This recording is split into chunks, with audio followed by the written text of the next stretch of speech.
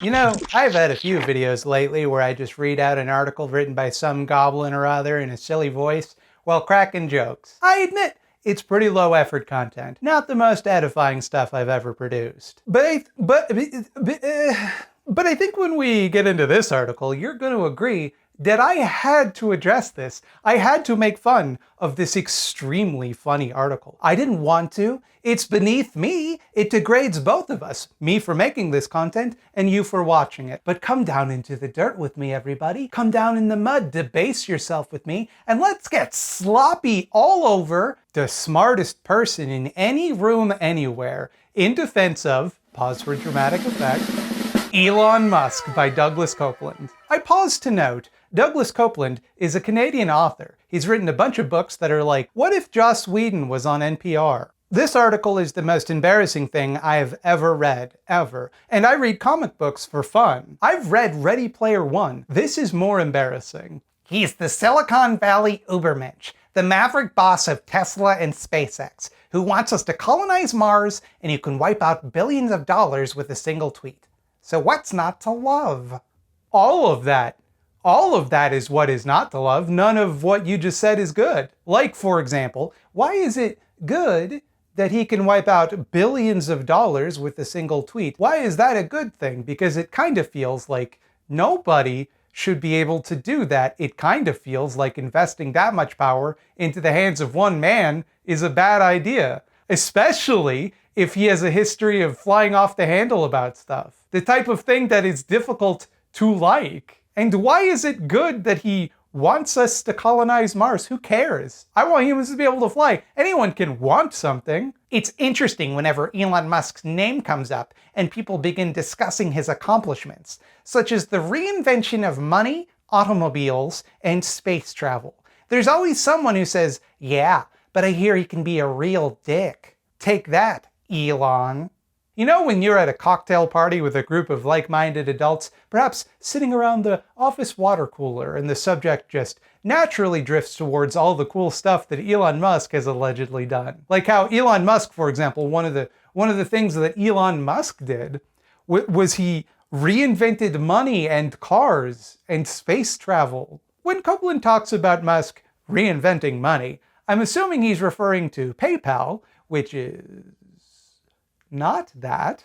That is not what PayPal is. PayPal is a money transfer service, not a new type of money, or a reinvention of the concept of money. We've been transferring money for thousands of years. And Elon didn't make PayPal. So Copeland's argument is essentially that Elon Musk reinvented money by making a website that went on to merge with the website that already owned and had already created PayPal. For the record, he didn't found Tesla either. He just bought that too.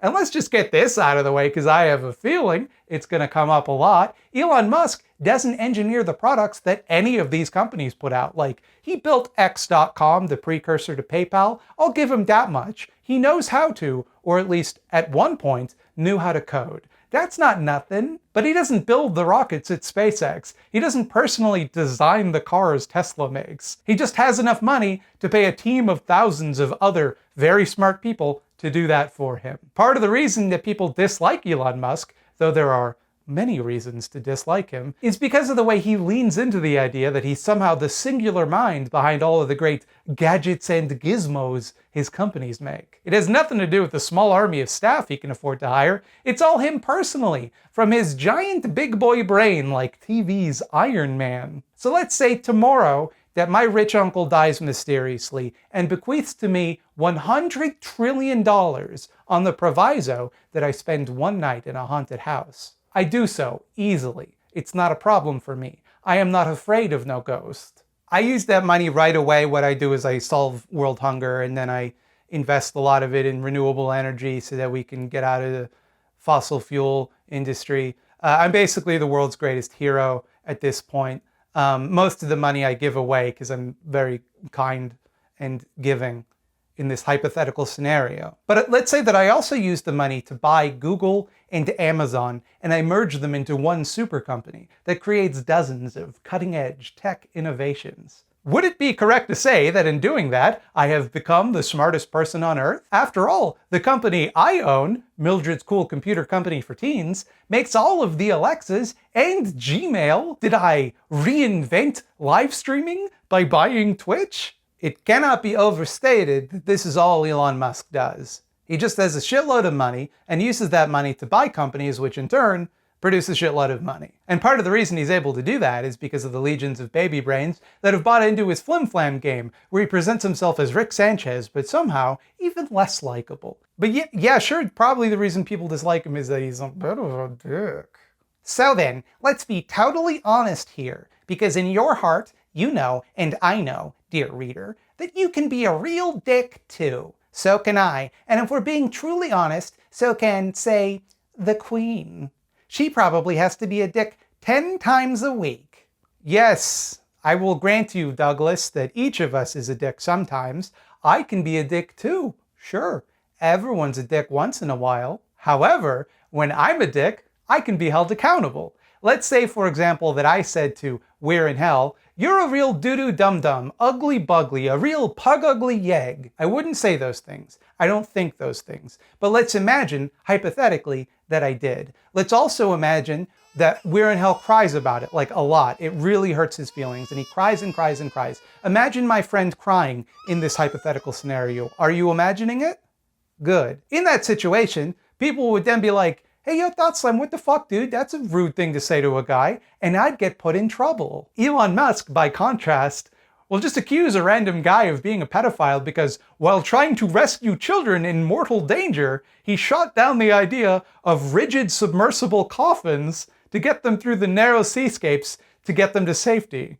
Arbitrarily ruining a guy's life for the crime of heroically trying to save children. I can be a dick too, but I don't think I would do that. I don't think that, say, the Queen of England, who I guess is the moral barometer of the universe in your eyes, would do that either. Okay, so from this point out, Douglas presents his argument in the form of a Socratic dialogue, in which some invisible, unseen opponent criticizes Elon Musk, but not with any of the actual criticisms one might level against Elon Musk, and he shoots them down with his trademark razor-sharp wit.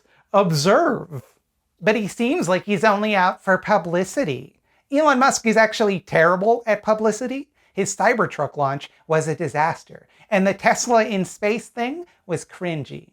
When being interviewed, he's opaque, overly techy, and difficult to connect with. Hey Douglas, that does not at all dispute the point your imaginary straw man is making. Just because he's bad at getting publicity doesn't mean he isn't trying to generate publicity. You're imagining someone saying to you, "Well, this guy's all talk," and then you're saying, "Yeah, but he's bad at it, so you gotta like him because of how bad he is at talking." But he seems like he's trying to manipulate the media. He's terrible at that too. After the deplatforming of Donald Trump, Musk is undebatably the planet's alpha tweeter. On this, we agree, Douglas. There can be no debate. Elon Musk is the alpha tweeter. Obviously, one of those Kardashian people can make a line of armpit hair remover go viral, but Musk can generate or destroy billions of dollars of wealth in 3 or 4 words. Why on earth would he bother wasting 3 brain cells trying to manipulate the media? Buddy, the Kardashians have been one of the most famous families in the world for like 15 years now. Nobody, not one single goddamn person buys that you're unfamiliar with who the Kardashians are. And what does it mean for a line of armpit hair remover to go viral? What does that mean? What could that possibly mean? Objects and products don't go viral. Content goes viral. Videos, tweets, TikToks, that kind of stuff, that'll go viral. Are you just saying that they sell a bunch of armpit hair remover in this example? You're writing for the internet right now and you don't know what going viral is, it seems like. Boomerisms aside, your point here was meant to be that Elon Musk is bad at manipulating the media. So to illustrate this point, the example you chose to use was him manipulating the media for his own financial gain kind of effortlessly, just kind of doing it without even really trying to demonstrate how bad he is at manipulating the media. And when you put it that way, it's very well argued and you gotta like the guy.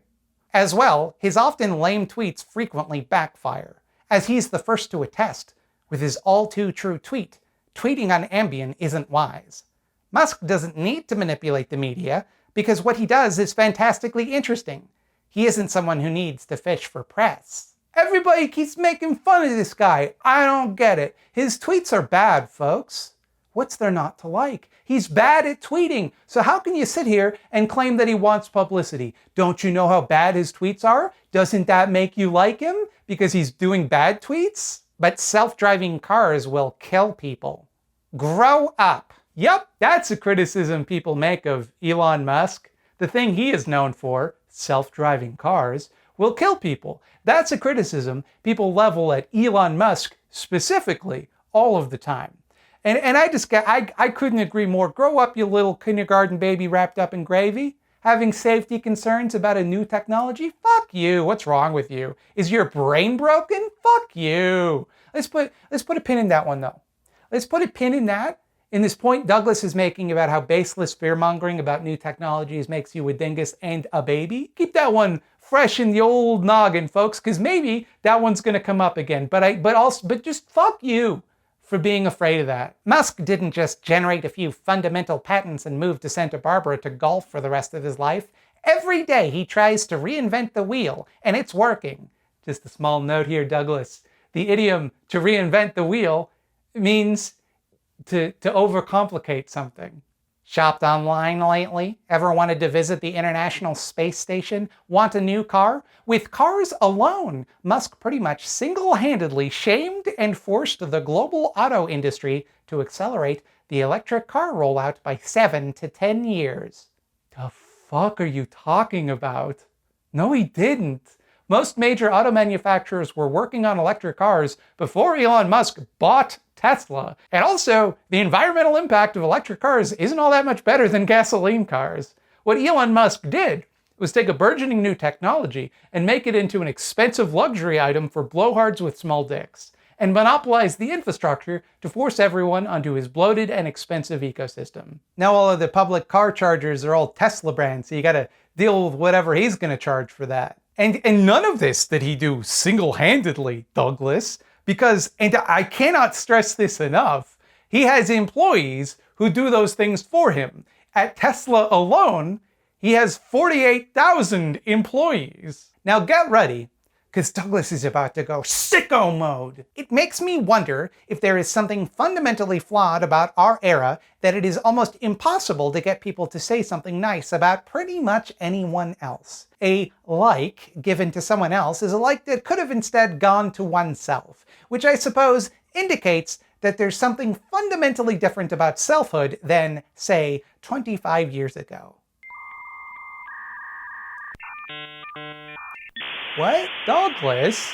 What? The nature of selfhood has changed because people don't like things on social media enough because they're saving the likes because those likes could instead give those likes to themselves. That's not how any of the concepts involved in this run-on sentence work, Douglas. You don't run out of likes. You can like everything if you want. I get thousands of likes on every video I make, even bad ones like this. And boy howdy, what an incredible self-own that you think it's impossible to get people to say nice things about other people. Because that kind of implies that nobody said anything nice about you in a while. Maybe that has more to do with you, bud. Because people say nice stuff about me all the dang time. And I say nice stuff about other people in turn pretty much every day, you bitter, sad old weirdo. I pick 1996 because it seems to me to have been the acme of the celebrity profile. Remember them? In Vanity Fair, say. The glossy cover, the fawning, the expectation of dirt revealed. Will they backstab? Even the interviewers were famous for interviewing, and it feels like a million years ago.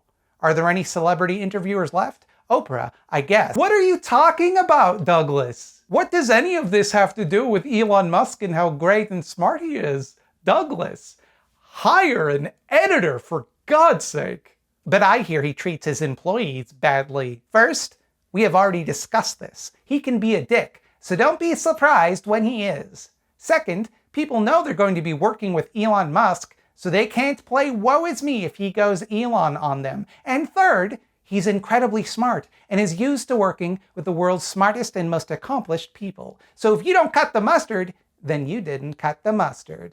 Well, firstly, it's fine if he treats his employees badly because, as I discussed, he is a bad person, so that's not a good reason to dislike him. Secondly, these people chose to work for him, so it's their fault if they're not allowed to unionize or Elon throws a tantrum and literally throws something at them.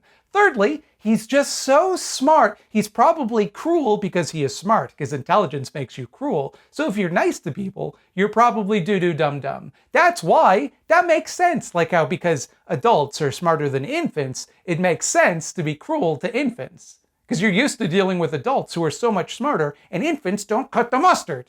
And here's something funny he actually said to someone who is pissing him off in the Tesla factory. You know, I could be drinking Mai Tais with naked supermodels, but instead, I'm here with you. He has a point. God. Can you imagine hearing that story and thinking that Elon Musk sounds cool in it? Like this exchange makes Elon Musk seem like the cooler, more likable person? That exchange is like hacky dialogue they would use at the beginning of a Marvel movie to establish that the character has growing up to do. The people he berates like that are the people that made him rich and make him able to drink Mai Tais with naked supermodels. He's not only being an asshole here, rubbing his wealth in a subordinate's face, he's an ingrate. But he hurt my feelings and made me feel like I was in an unsafe and triggering work environment. Dear God, is this what our society has been reduced to?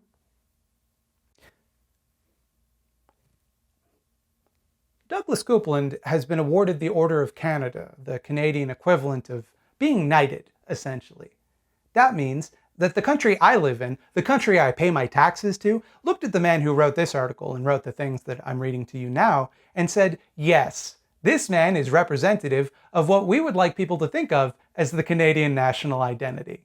And here he is, getting mad at a person he made up in his brain and using the made-up person he imagined as an example of just how sensitive everyone else is because they keep making fun of a guy he likes. So writing a 3,000-word article about how everyone's too mean to your favorite billionaire, that's normal. But if you complain that, say, that same billionaire forced you to go back into a crowded factory with poor ventilation in the middle of an airborne pandemic, then that's you being too sensitive. Oh, sorry that he made the working conditions too unsafe for you. Did that hurt your little feelings? Well, he needs that money so that he can invent a new kind of spaceship. Douglas then breaks his format for a minute and gives some Elon Musk fun facts, such as he likes to swear, and he loves his mom, and he doesn't like visible seams on his clothing. And then he returns to the back and forth he was already doing. So just good writing, excellent stuff from a man who writes for a living. Love to see it. He has the Order of Canada. We live in a meritocracy. And his first point back is his imaginary friend complaining that Elon isn't political enough, which no one ever has complained about. Nobody says, boy, golly gosh, I like Elon Musk, but I wish I could hear his political opinions more. Anyway, he waffles on with some centrist bullshit that I'll spare you, and we'll just skip ahead a little to when the article gets interesting again. But what's with him saying AI is going to take over humanity and destroy everything? Okay, but what if he's right? The radio gave us Hitler. The internet gave us the past 5 years. Maybe AI will happily surprise us, but Musk only foresees a 5 to 10% chance of humans being able to contain AI and make it safe. It will possibly do this using the system devised by his nonprofit Neuralink, which aims to create mind-machine interfaces. So, combating potential AI enslavement down the road may seem quixotic, but frankly, why not give it a go? So if you're concerned that self-driving cars might kill people, a concern about a technology that already exists and is already capable of killing people, already capable of killing you, grow up, you big dumb baby. But if you're afraid of rogue AI going out of control and killing us all, like in the hit film Terminator 3, Rise of the Machines, well, a little bit quixotic, but what's the harm? If you make radio, then there'll be Hitler, and now we've had the internet, and that's been responsible for the past 5 years. Remember when the internet was invented in 2016? Before then, everything was fine. But maybe the Neuralink Elon's proprietary wetware that he wants to install in the human brain will fix that problem. It's definitely a problem that exists, makes sense, and can be solved by letting a billionaire fuck with your brain meat. That's a small price to pay to ward off this science fiction scenario with no basis in reality whatsoever. But for real, didn't he just win some sort of genetic lottery instead? Right place, right time? People want to believe that. But here's the thing. Elon Musk has a huge IQ. He is measurably, scientifically, clinically, and demonstrably the smartest person in any room anywhere. He's a perfect storm who comes from about as middle class a family as was possible in the late 20th century, so you can't beat him with sticks. His family was like scores of millions, and then he became one of the richest people on Earth. No. He didn't win the genetic lottery. He was born with a super brain because of his genetics. IQ is pseudoscience nonsense. Let's be clear about that. You can study for IQ tests and get a better score. The same people tested at different times of day will get different scores. People who don't speak the language they're being tested in natively get worse scores than they should. It's all gobbledygook designed to do racism more efficiently. But for what it's worth, Elon's IQ is estimated at 155, which is extremely high, but just shy of genius level. He is by no means a once-in-a-lifetime mind of unrivaled capacity. He is not the smartest person in any room anywhere. He's just a pretty smart guy. And again, that's an estimate because he's never actually had an IQ test. As for coming from, and I quote, about as middle class a family as was possible in the late 20th century, well, his father did own a considerable share of an emerald mine in Zambia when Elon and his family grew up in apartheid-era South Africa, so less middle class and more millionaires who profited from slavery. Allegedly. Now, Elon has denied that he grew up in the lap of luxury because, of course he has. It suits his personal mythology of coming from nothing, of having pulled himself up by his bootstraps and become the world's second richest man based on pure gumption and elbow grease, and his incredible, unparalleled genius. He was the first guy to think, what about money, but on computer? And he bought a company that made cars. Nobody ever thought to do that before. He's basically Iron Man. I don't think Elon Musk is a doo-doo dum-dum. If I had a complex problem to solve and I was given the option of getting help from either Elon Musk or some other random person on Earth, I'd probably go with Elon. Mostly because we speak the same language and that'd make problem solving a bit easier. But my point is, I will grant that he's probably brighter than average. When it comes to stuff like software engineering and technology, definitely. No doubt about that. But he's not like a genius inventor. And that's not even the thing he's a genius at, because he is a genius at something. His true gift is in marketing, in presenting himself as mankind's savior, the brain king of Earth who invented cars and spaceships all by himself, at stealing the credit for everything his company makes and convincing you, and when I say you, I don't mean you, the audience, I mean you, Douglas Copeland, that any of it has any real worth to begin with. Because who cares if some rich blowjob gets a luxury electric car? How does that make your life any better? You'll never have one. It's all a big grift.